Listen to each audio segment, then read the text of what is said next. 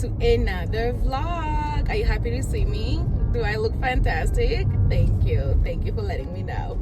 So we are on our way to a nanny interview. You guys, this particular nanny actually already kind of pissed me off, so I don't even know why I'm carrying on with the interview, but we're just gonna hope for the best and I'm just gonna give her the benefit of the doubt.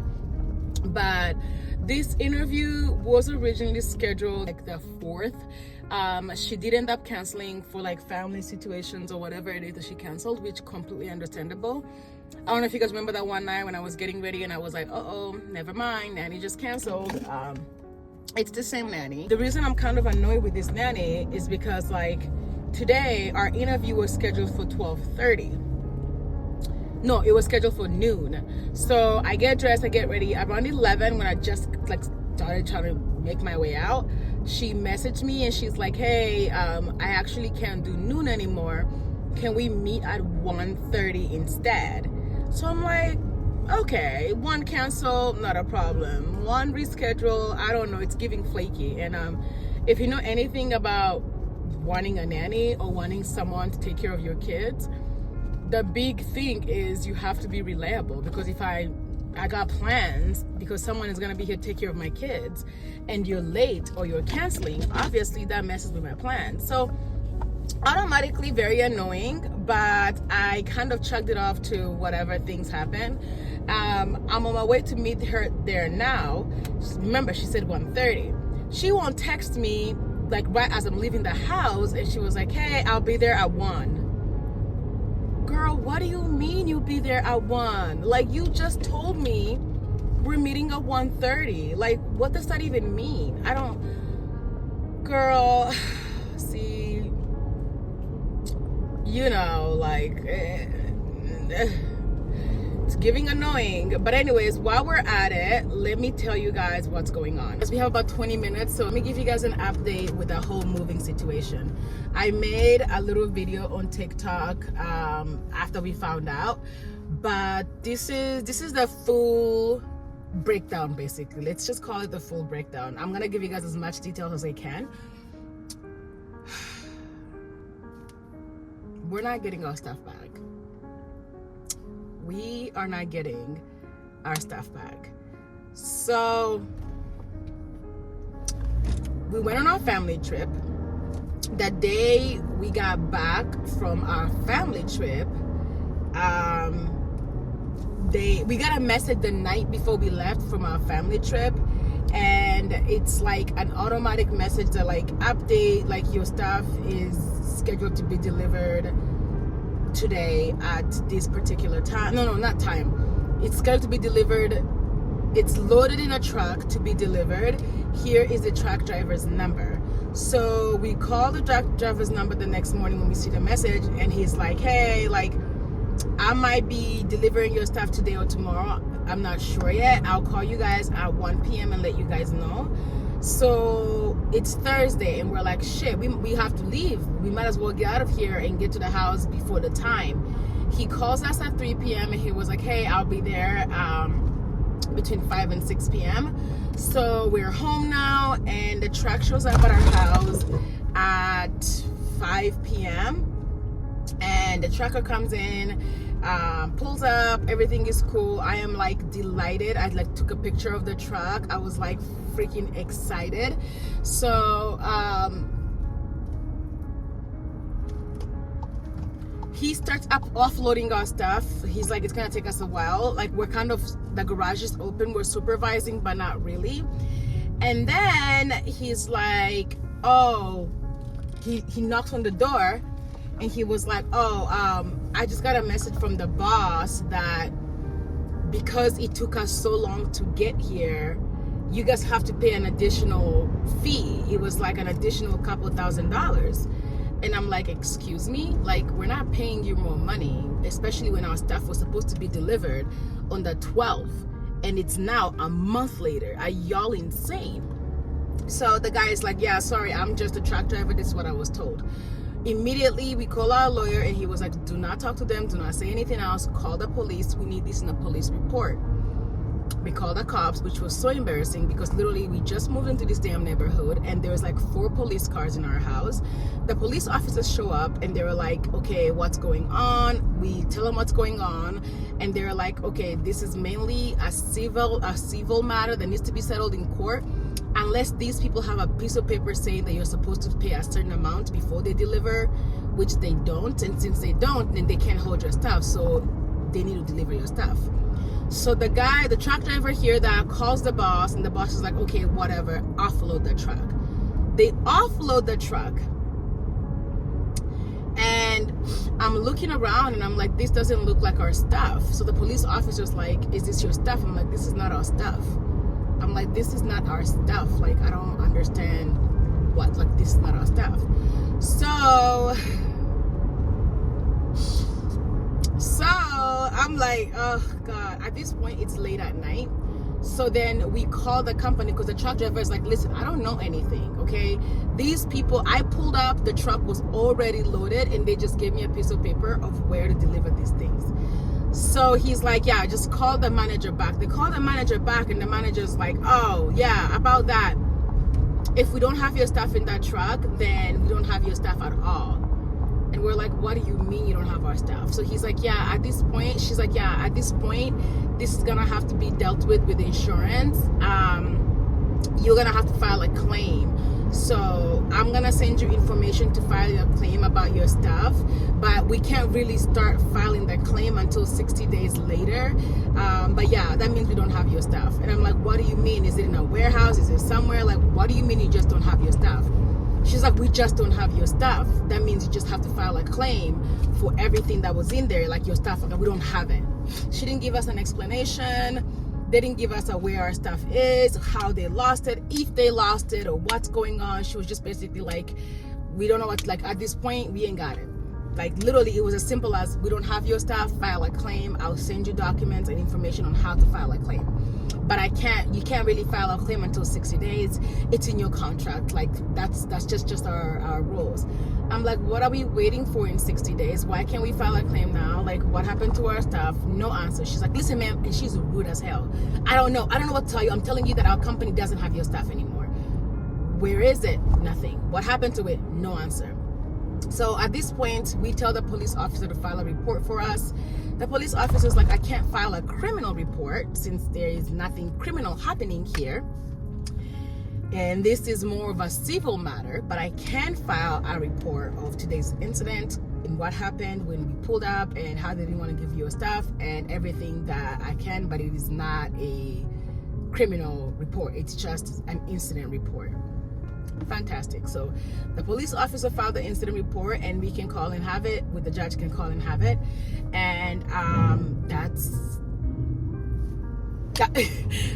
it. That's the end of it. That's the story. Like, there's nothing more, nothing less. At the moment,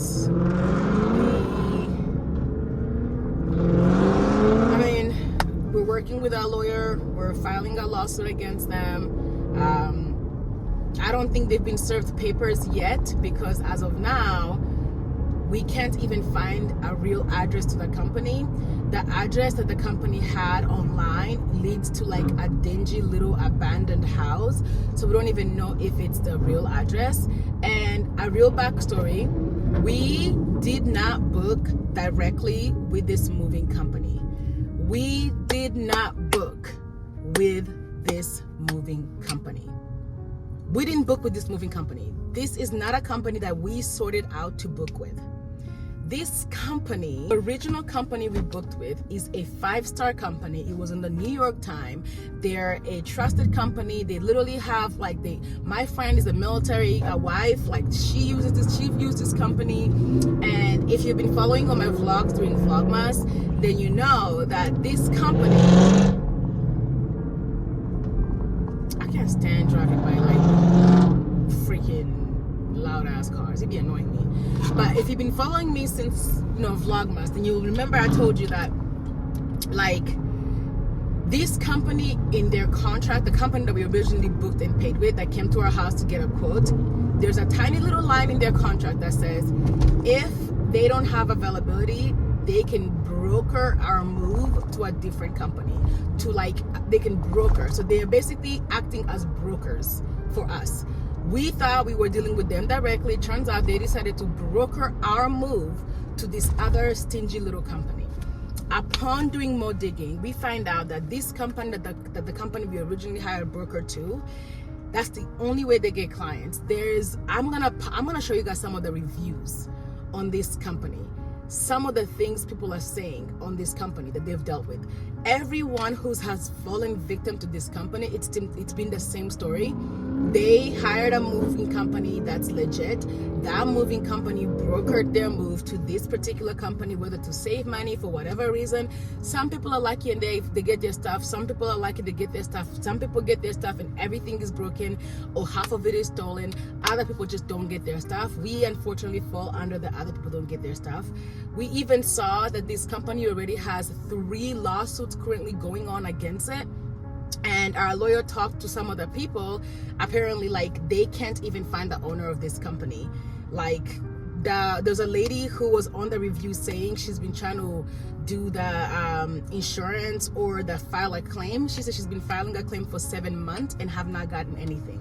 We're gonna try to do homeowners insurance, but the reason we can't is because we just moved to a new home that we don't own. We have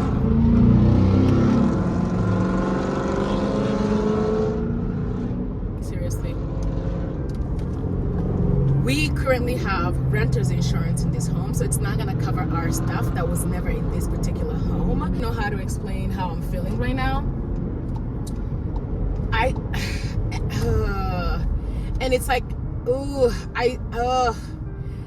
like, it's so weird, it's so ridiculous. I'm like, is this even real life? Like, why is this happening to us? Like, if you guys have been watching my vlogs since like Christmas time, since my vlogmas, then you know, like, y'all saw all that shit I packed. Y'all saw all those freaking boxes. Did you guys see us? Do you see our whole house packed in that damn truck? All of that is gone. My books, my diaries, my journals. I've been keeping journals for my daughters since they were born. That is all gone. The only things we came with are, remember when we were packing and we had put some of the stuff in the trash bag in a hanger? Most of those stuff that we had in a hanger, my husband was able to put on top of our car on the roof. We have that. We have a couple things that didn't fit in the truck and stayed in the garage. But the things that stayed in the garage are, I can't fucking stand this damn car. It's pissing me off real. Like, just go. Damn, I'm trying to talk. Ugh. So the things that we had in the garage were all the things we didn't need. So we were like, oh, we don't need this, so we're not gonna put it in the truck. This can stay here until other people come move into our house. Like, it's ridiculous. We have all of it. My clothes, my kids' clothes, our furniture, our pictures, our beautiful family pictures, our albums, like you can't replace these things. Like, not enough money on the planet can replace these things. And that's what's really breaking my heart. It's like, no such thing. No such. I need to wait for this damn car to move and go somewhere else. You know, like, there's not enough money on the planet that is gonna replace those little momentum, those things we've collected all our lives, like sentimental things. Not to mention how expensive it is to furnish a home. Especially since at the moment, it's not like we have some type of insurance that's gonna cover the cost. The company, we can't even file a claim yet. Who knows how long it's gonna take for us to go through suing them. There's people who have been trying to sue this company for like 7 months. So there's no type of money coming in to help us replace our stuff. There's no information coming in that our stuff is ever gonna be found. It's like we're starting from scratch with literally nothing besides a few things I've been able to accumulate over the last month. I've had such high hope. I've been so positive. I've been annoyed but positive, but having to settle into the fact that this is it. We don't get our stuff back. We're emerging on this huge ass like lawsuit that who knows how long it's gonna take. And what really gets me is that I actually blame myself for this shit. Don't get me wrong, I did my due diligence, I read the contract, I did all I had to do, and I got. That's not what I blame myself for. It's like my husband literally was like, you know what, I don't remember the day of our move. If y'all watched that vlog, I'm gonna tag the vlog on the bottom, because the day of our move, when they showed up late and tried to ask us for more money, my husband was like, absolutely not, let's just go ahead and like book our own car or something, right? Like, let's just book our own, let's do our own shit, because I don't like this. I should have just been like, you're right, babe, you're right. Instead, I was like, you know what, we already gave him money. We never gave them more money because they called back and they were like, just kidding, like this guy was mistaken, we didn't want to do that. After they were late, like all of those red flags, I feel like I kind of ignored. And I ignored them because I didn't want to deal with having to move things myself. I didn't want to deal with having to do all of that myself. I really do feel like I ignored red flags, and now our whole life is just gone. It's so heartbreaking. I'm still not really sure how to even deal with this. Like, I feel like the night we found out on Thursday, I kid you not, my husband, I spent like the whole night crying in his arms. I was so sad, and like I was so sad, yo. And sometimes like I'll be sitting down and then I'll remember like, oh, I don't have this anymore. And then I'll be so sad about it. Like, I'll be so sad because I'm like, shit. And like in my head, I'm just like beating myself up with what ifs, could have been, should have, could have. And then I think about what I'm gonna have to go through after the fact that we don't get our stuff back. Like, forget about having to find time to furnish a whole house. Forget about how much money that's gonna cost. Forget about how long it's gonna take, because it's not gonna happen overnight. Like, I don't have that time or that type of funds to spend. Like, it's too expensive to replace a wardrobe. Like, the last month of us just trying to live and picking things up here and there, it's added up. We've spent so much money just picking up things here and there that it's adding up, and it's adding up fast. So we have to be also like cautious of how much money we're spending, and we have to be it's like, I'm not gonna be decorating our home and buying little things here and there to make our house a home. I'm buying freaking necessities. Like, we just got a bed, we got a mattress the other day. Like, those aren't fun things to get. Those are, oh, okay, I want to sleep on something. Like, I'm not even getting to enjoy like our move. I am stuck trying to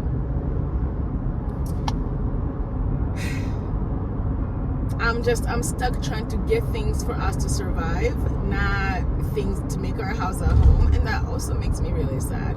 Like, I'm just sad. I don't even know where to begin. How do you begin replacing your entire wardrobe? I remember seeing this video, and this lady was like, what would you do if you had to like start over in your closet and every single piece was missing? That's what I'm going through. That's what I'm going through. My grieving process looks like acknowledging that all of these feelings are real, and I really am grieving a huge loss, but also giving myself a timeline to grieve. I know some people think it's like I should grieve. I am gonna give myself a timeline to grieve everything, not like at once, but like when something hits me that, oh my God, like literally earlier yesterday, I was sitting down and I realized that I'm never gonna pick up my daughter's journals that I wrote for them when they were in the NICU and add to it, because Afia had done something very cute that made me smile, and I was gonna go pick up the journal and write in it that she made me smile on January 12th at this time. She did this that made me smile, and I'm like, oh shit, I can't write that down. And I'm like, fuck, it made me so sad. I'm driving, so I can't cry. I need to get my shit together. But it made me so sad. I'm like, I can't do that. I can't pick up my kid's diary and write down that I loved how she jumped on me and said, hey, like, I do that thing. And I was hoping that when they're older, they're gonna look at these diaries that I've been writing since they were born like 4 years ago, and just to realize how loved and like admired and cherished, and how happy I am to be their mom, and how much I love being a girl mom. And now I can't do that. I can't do that. I don't have that. And even though I have to start over, you know what I mean? I have to start over. I'm always gonna feel that loss of all the moments I don't get to read. When my daughters were in the NICU, it was a very hard time for me. It was probably one of the hardest times of my life, and I really was dealing with so much. And my postpartum therapist was like, hey, can you just start writing down what you're dealing with? And I wrote down everything, all the big feelings, all the little feelings, all of the bad things, all the hard things. And I told myself, one day I'll be strong enough to look into that diary and read what I've gone through and what I've survived, and how much I love my little girlies and how hard I've worked for them over the years. Whenever I go through something hard, difficult, like this is supposed to be a guide, a love letter to my daughters since they were born. And now I'm gonna have to tell them, I don't have it from when you were born. I only have it from when you were 4. And that breaks my heart. And that really breaks my heart.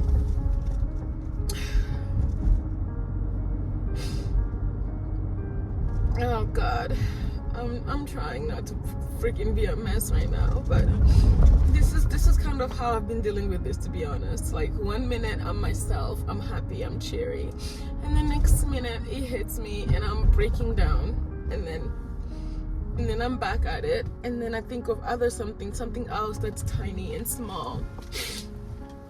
And then I think of another thing that's small but very significant to me.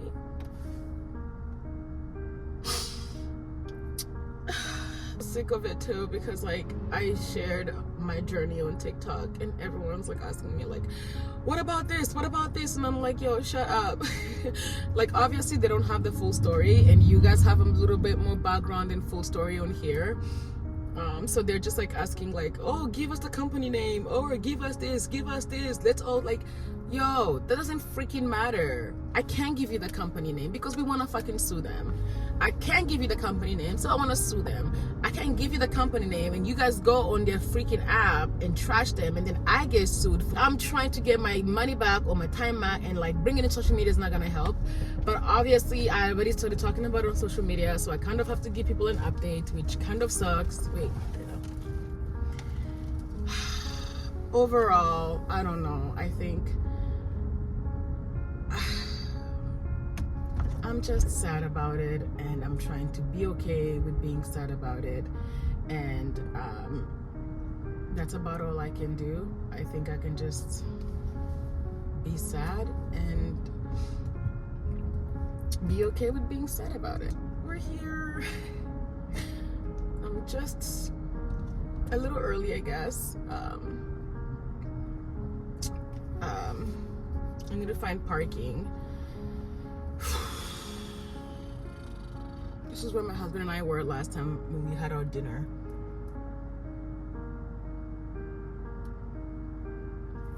But yeah, that's my life right now, guys.